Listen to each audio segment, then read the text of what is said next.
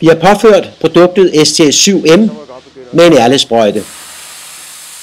Produktet har virket i 24 timer, og vi går nu i gang med at skylle det af med en hedvandsrenser.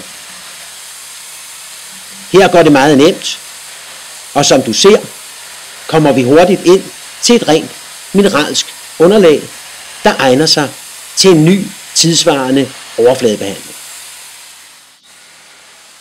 STS7M opløser så godt som alle malingstyper fra simple plastikmalinger i den ene ende til polyuretanmalinger i den anden.